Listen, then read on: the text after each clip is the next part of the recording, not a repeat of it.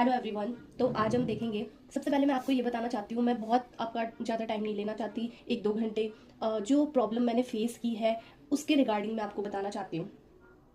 Mainly है current affairs का। एक तो ऑलरेडी हम जब भी किसी एग्जाम की प्रिपरेशन करते हैं तो हमारे फॉर्म में रहता है करंट अफेयर्स छूट ना जाए, किधर से आएगा, कौन सी मैगजीन से आएगा। फिर उसमें एक एक जो कोई भी योजना होती है, कोई भी स्कीम आती है, वो 2-2 3-3 पेजों की होती है और हम यही नहीं समझ पाते कि करना कैसे है। हर महीने हम पे प्रेशर बनता जाता है। तो जो मैंने इतने एग्जाम्स दी है, मैंने यूपीएससी की प्रिपरेशन भी की है, उसमें मैंने जो सीखा है वो ये है कि शॉर्ट नोट्स कैसे बनाए जाते हैं। तो मैं आज आपको भी यही बताना चाहती हूँ, चाहे वो कोई सी भी एग्जाम हो, आरएस की, सीईटी की, हमें शॉर्ट नोट्स कैसे बनाने होते हैं, चाहे कोई भी एग्जाम हो। तो आज हम वो देखेंगे। जैसे कि ये है राजस्थान औद्योगिक पार्क प्रोत्साहन नीति 2026। ठीक है। अब ये जो नीति है, अगर हम किसी मैगजीन में या किसी और देखेंगे तो वो 1 घंटे तक हमारा टाइम जाएगा। हमें लगेगा कि हम पढ़ बहुत रहे हैं, लेकिन प्रोडक्टिविटी थोड़ी निकल कर आती है और 1-2 पेजों का तो हो ही जाता है। जबकि इसका शॉर्ट नोट्स केवल जो इसका जिस्ट है, इंपॉर्टेंट काम है इसका, वो इतना ही है। क्वेश्चन इतने से ही बनेगा। ठीक है। तो अब हम पढ़ेंगे। मैंने ये 2 स्कीम्स लिए ताकि मैं आपको बता सकूं। जैसे राजस्थान औद्योगिक पार्क प्रोत्साहन नीति है, वो 25 फरवरी 2026 से लागू हुई। ठीक है। डेट शॉर्ट नोट्स होंगे तो डेली देखते रहो, याद हो जाएगी। फर्स्ट पॉइंट है, इसका एम क्या है? निजी निवेश को बढ़ाना, एमएसएमई को विकसित करना और रोजगार का सृजन करना। ठीक है। एमएसएमई का डेवलपमेंट करना। फिर सेकंड पॉइंट है, इसका नोडल एजेंसी कौन सी है? तो नोडल एजेंसी है रीको।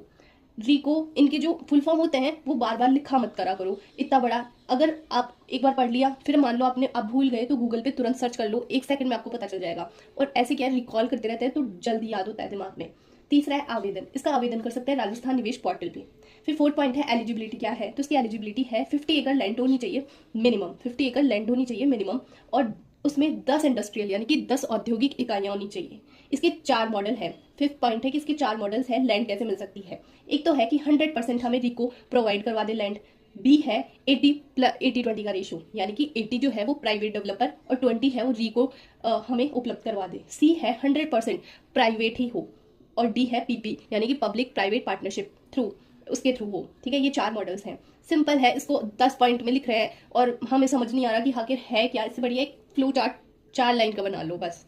ग्रांट, इसमें गवर्नमेंट जो है वो फर्स्ट यानी कि अनुदान जो है, इसमें जो सरकार है, जो भी पहले 10 पार्क डेवलप होंगे उस पर 20% हमें अनुदान देगी, ग्रांट देगी, जिसकी सीमा है कि अगर मान लो 100 एकड़ में हुआ हो तो उसमें 20 करोड़ देगी सरकार। 100 से 250 एकड़ में हुआ तो वो 30 करोड़ का देगी, और 250 एकड़ से ज्यादा यानी कि 250 एकड़ प्लस होगा तो 40 करोड़ का अनुदान देगी। ठीक है। सिंपल समझ आ गया। ये पूरे 6 पॉइंट हो गए। अब इसमें छूट और क्या क्या है? तो सीईटीपी यानी कि प्रदूषण से related, common effluent treatment plant, उसमें 50%, अगर हम प्रदूषण से रिलेटेड कुछ उसमें करते हैं प्रबंधन का काम, तो 50% स्टेट गवर्नमेंट, एसजी का मतलब है स्टेट गवर्नमेंट, या 50% या फिर 12.5 करोड़ मैक्सिमम, इतने का हमें छूट देगी सरकार।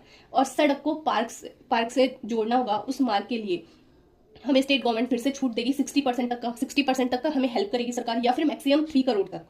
इलेक्ट्रिसिटी, अगर हम कैप्टिव रिन्यूएबल एनर्जी का यूज करते हैं तो 7 साल के लिए सरकार हमें 100% छूट देती है। कैप्टिव का मतलब है कि हम उसको बेचेंगे नहीं, खुद के लिए यूज करेंगे। और रिप्स 2024 उस नीति के तहत प्लग एंड प्ले वाला भी जो है, उसके तहत भी ये जो इसमें स्कीम में करेंगे काम, उनको अतिरिक्त छूट दी जाएगी इस नीति के तहत, रिप्स 2024 के तहत।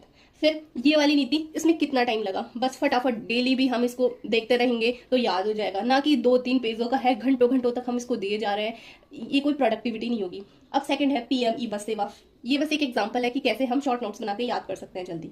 इसमें सरकार जो है, स्टेट गवर्नमेंट, पीएम ई बस सेवा, राजस्थान को जो बसें मिली है टोटल ई बस, ई यानी कि इलेक्ट्रॉनिक बसें जो मिली है। अब इसमें ये कि क्यों मिल रही है, तो ये सिंपल सा लॉजिक है कि ई बसें क्यों चल रही है, ताकि पॉल्यूशन ना हो, प्रदूषण ना हो। टोटल बसेस जो मिली है राजस्थान को है 1150 ई बसेस।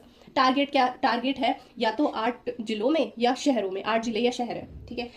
तीसरा पॉइंट है कि जयपुर को जो है वो सबसे ज्यादा मिली है, 450। उसके बाद जोधपुर को 125, जोधपुर और बीकानेर को 125 मिली है। अजमेर, अलवर और कोटा को 100 मिली है। उदयपुर, सिक्कर और भीलवाड़ा को 50 मिली है। ये ई बसेस मिली है। इसका चौथे का जो फोकस पॉइंट क्या है? चार्जिंग स्टेशन और behind the meter power infrastructure. Focus obvious ही बात है, कोई भी दिमाग लगा के पता कर लेगा, मतलब आता है हमारे दिमाग में कि इसका यही फोकस हो सकता है। शुभारंभ सीएम ने किया था, सीएम का भी नाम लिखा जाए, सबको पता है राजस्थान के सीएम कौन है। फिर 20 जून को हुआ था ये जयपुर के, इसका शुभारंभ जयपुर के अमर जवान ज्योति से। सिक्स्थ है कि इसकी फर्स्ट फेज में जो होगा जयपुर से, जिसमें फर्स्ट फेज में जयपुर को 29 बसेस दी जाएगी। ठीक है, तो ऐसे भी याद रख सकते हैं कि जयपुर को सबसे ज़्यादा ई बसेस मिली है तो फर्स्ट फेज वहाँ से। फिर अब सबसे कम किसको मिली है, तो भील वालों को 50 मिली है, तो 18 बसेस उसी को। सबसे ज़्यादा और सबसे कम वाले फर्स्ट फेज में आ गए कि जयपुर और भीलवाड़ा को 29 और 18 बस। सिंपल सा है कि सिंपल तरीके से हम कैसे याद कर सकते हैं। बहुत कुछ ऐसे नोट्स बनाओ बड़े बड़े, या फिर एक एक दो दो घंटे खराब करो। तो मेरा समझाने का मतलब ये है कि हम अगर दो दो घंटे दे रहे हैं कि इसके लिए एक नीति है ये, इसके लिए हम 2 घंटे कहीं से समझ रहे हैं, फिर भी समझ में नहीं आ रहा कि भाई 4 मॉडल क्या है, भाई लैंड क्या है, सिंपल से हैं कि, तो फिर हम बस पढ़ते जा रहे हैं और प्रोडक्टिविटी कुछ नहीं आ रही है।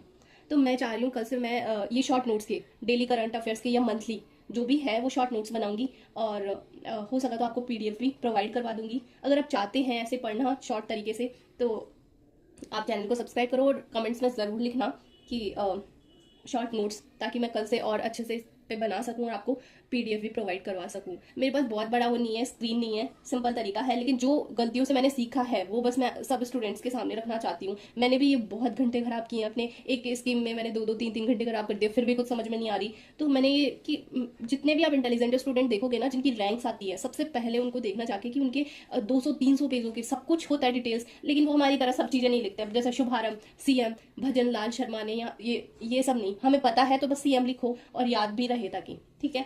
तो ऐसे हम करेंगे। अगर आपको अच्छा लग रहा है तो प्लीज़ चैनल को लाइक शेयर और सब्सक्राइब करें। Thank you.